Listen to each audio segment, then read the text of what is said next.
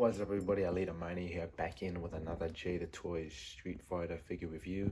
The figure in question is the Bison figure, and it is awesome, and I'm going to be opening him up right now, as this is the only villain in the set I have as of now.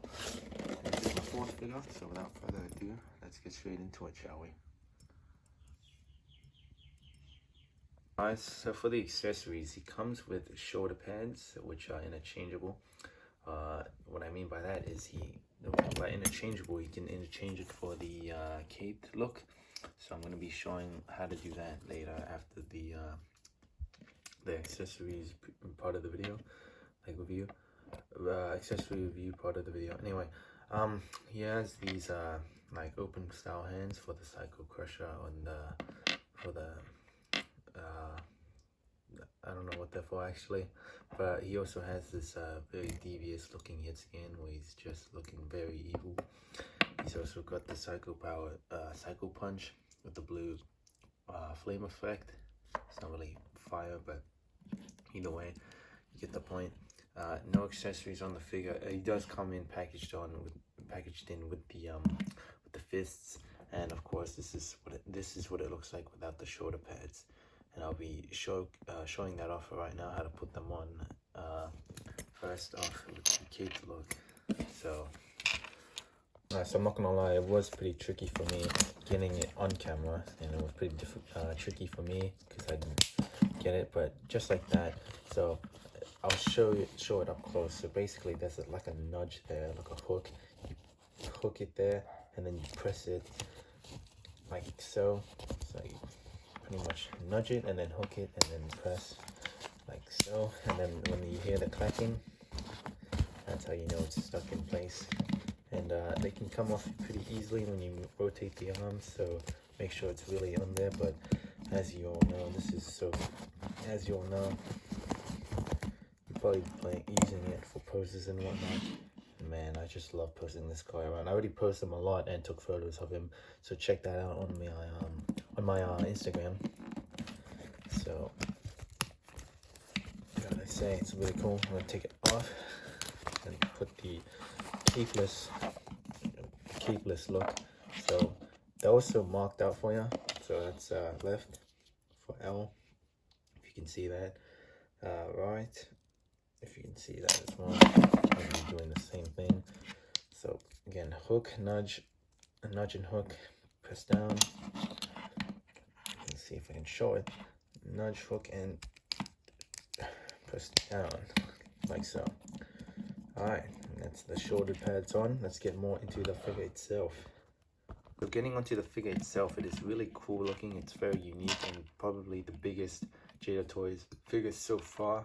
I know there's a Sagat, Blanca, and Bison, and Zangief coming out. So as of this recording, this is the biggest figure so far, size-wise and frame-wise. Everything is unique, like the arms to the legs and the scopes and molds. The rubber piece is just that. It is rubber. It doesn't hinder any articulation, so you can still do the splits if you want them to. So I'll be showing that off in the articulation side of the video. The arms are still a little elongated. I don't know how to feel about it, because it's one of the only figures that actually look like a toy, but then again, it's just a nitpick, not that big of a deal. Again, he doesn't have any true effects on the head scan, but the cap looks really nice.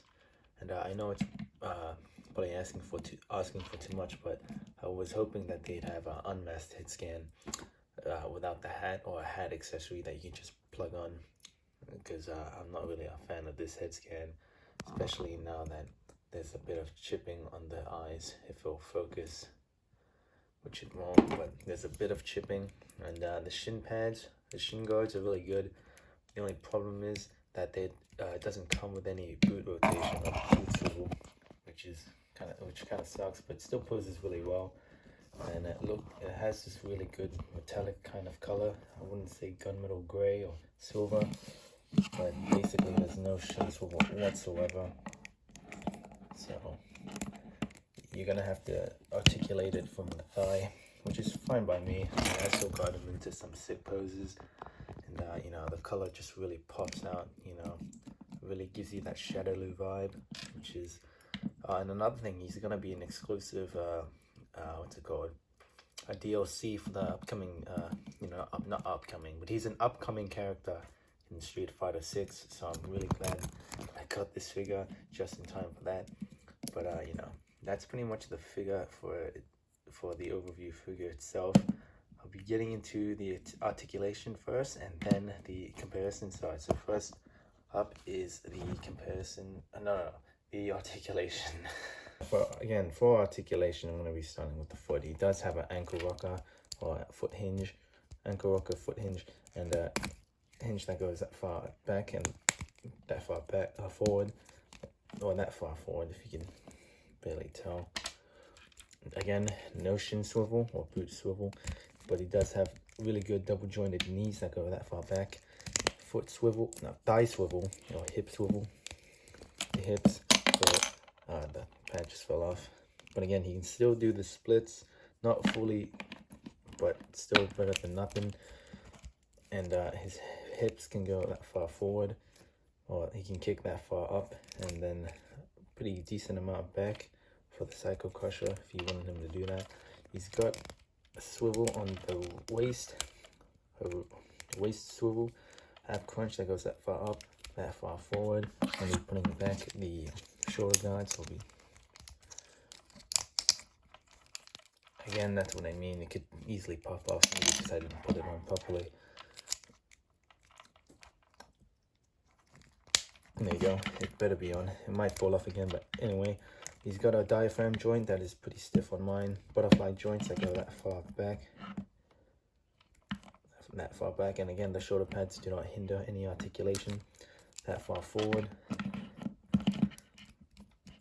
He's got a arm swivel that can go that far up and can go all the way around. It cannot go all the way around because again, the shoulder pads do get in the way a bit, but again, you can move around it by just turning it the other way around, and you can still get it into the pose you want if you play with it a bit. It's got arms that can go that far up, bicep swivel, double jointed elbows that go that far up, hinge on the wrist, on the hand rather, hinge up and down, and a swivel. Heads can go that far up, that far down, can look all the way around, and you make the most out of that double barbell joint, which is very, very nice. Very, very sick. I love it a lot. It's very chaotic, if you will. I'm sorry. Here he is with Ryu, my first ever Jada Toys figure. Here he is with Ken. Here he is with Ken. Here he is against Chun-Li, and you can really see the size difference with the only female figure in my collection. Here he is with the best posing figure, Fei Long, not Bruce Lee, Fei Long. Being at Capcom related, here he is with the Marvel vs. Capcom cable figure. Here he is with Lady Deathstrike. Here he is with Sabretooth, because why not? And a very good figure, good figure. You know, it's one of my only Street Fighter villains, probably the only one as of this recording. So I'm really excited for the Sagat, Vega, Bison, and I guess Zangief, and of course Akuma. So I'll be reviewing those later down the line, probably next year or whenever they come out. Hopefully they'll come out. You know, as of this Bison, you know, it does have some nitpicks. I do have some nitpicks over there, but they're all personal. You know, it's still really good. It's like a premium figure for the price of a standard figure. So I would highly recommend it, especially if you're a Street Fighter fan. This is probably the best Bison I've ever owned. It's probably the only. It's the only Bison I've ever owned, but basically, I love it, you know, and I cannot regret it.